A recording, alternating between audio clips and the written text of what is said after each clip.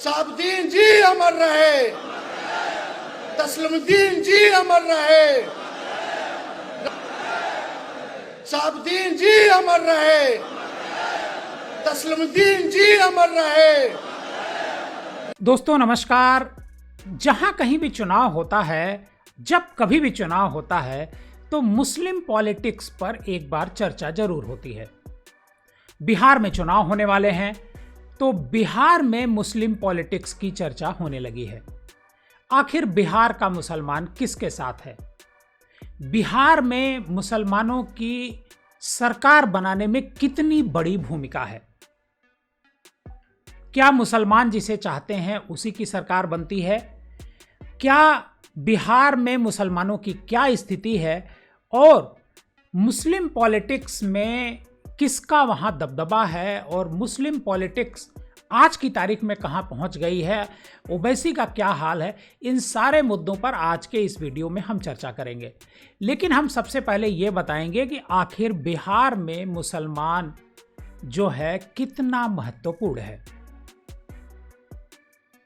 बिहार में मुसलमान को अगर आप देखते हैं, मुस्लिम को देखते हैं, तो मुस्लिम आज़ादी जब भारत को मिली थी उसमें भी बिहार के मुसलमानों ने योगदान दिया था। और यही नहीं, जब भारत पाकिस्तान का बंटवारा हो रहा था तो बिहार के मुसलमानों ने इंडिया गेट के सामने प्रदर्शन भी किया था।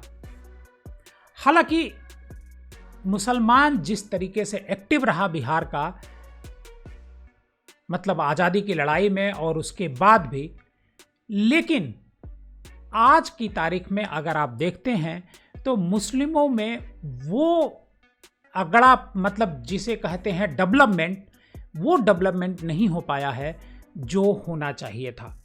और बिहार का ही नहीं बल्कि पूरे देश का मुसलमान एक तरीके से वोट बैंक बन करके रह गया है।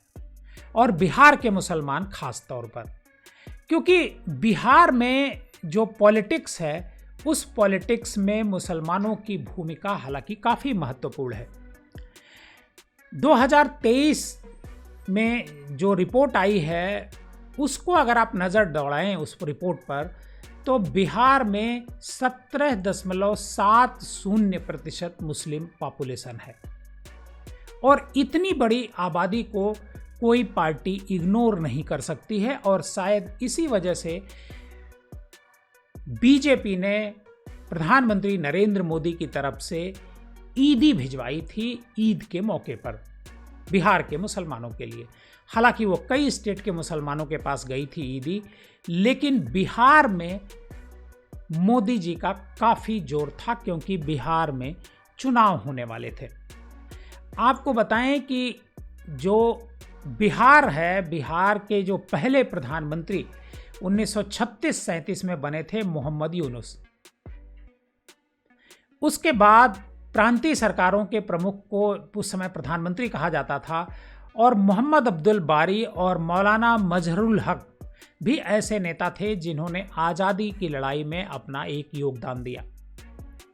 बिहार की पॉलिटिक्स में इमाम ब्रदर्स सर और अली इमाम और इमाम हुसैन का भी नाम आता है।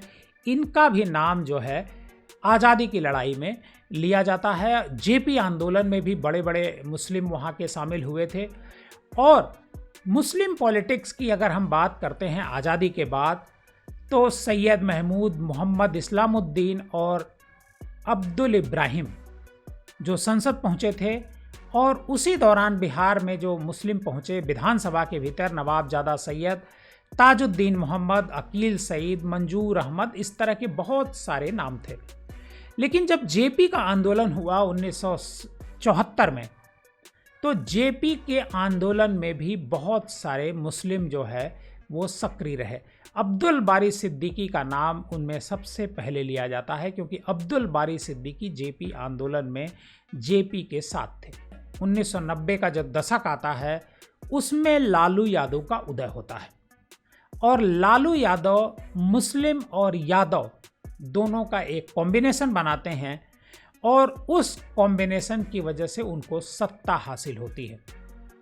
मुसलमानों का विश्वास उन्होंने जीता आडवाणी जी का रथ रोक करके।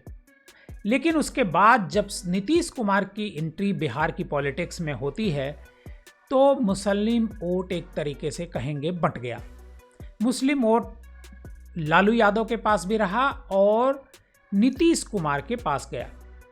लेकिन नीतीश कुमार जब से बीजेपी के साथ सरकार बनाने लगे तो बहुत बड़ा हिस्सा मुस्लिम वोट का उनके पास से खिसक गया और वो खिसक करके लालू प्रसाद यादव के पास चला गया। लेकिन उसके बाद भी करीब 5 से 6% वोट जो डेटा बताता है वो नीतीश कुमार को मिलता रहा है। लेकिन इस बार वो नीतीश कुमार को मिलेगा, इसमें थोड़ा संदेह है। दरअसल जो वक्फ बिल है उस पर जो नीतीश कुमार हैं वो उनका रुख स्पष्ट नहीं था। वक्फ बिल में एक तरीके से उनकी पार्टी के जो सांसद हैं वो उन्होंने समर्थन किया संसद के भीतर। इसको लेकर के जो बिहार का मुसलमान है वो नाराज है। तो ये जो 5 से 6% मुस्लिम वोट नीतीश कुमार को मिला करता था बीजेपी के उनके साथ रहने के बावजूद, वह वोट किसकी तरफ जाएगा, यह एक बड़ा सवाल है। क्योंकि बिहार में मुस्लिम जो वोटर हैं, आबादी है वो 2.31 करोड़ की है और उसे निगलेक्ट करना, मतलब उसको एक तरीके से एक किनारे छोड़ना, ये किसी भी दल के लिए उपयुक्त नहीं है।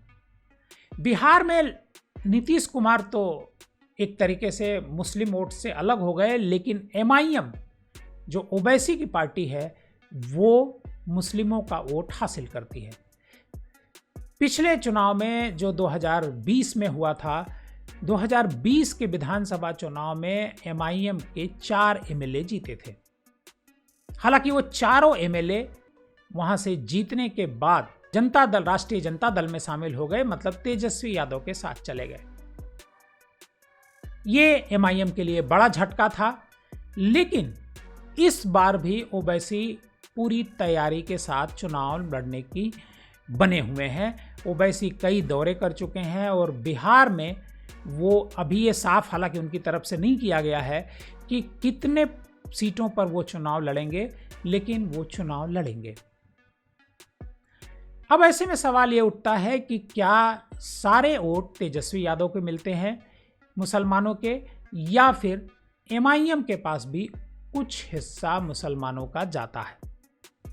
क्योंकि MIM को लेकर के तरह तरह की बातें भी आती रहती हैं, सामने आती रहती हैं, उसको लेकर के भी एक चिंता लोगों के मन में रहती है। आप पब्लिक न्यूज़ टीवी देख रहे थे। आप हमारे इस चैनल पर अगर नए हैं, पहली बार हमारा ये प्रोग्राम देख रहे हैं, तो हमारे इस चैनल को सब्सक्राइब कीजिए और इस स्टोरी को ज़्यादा से ज़्यादा लोगों को शेयर कीजिए।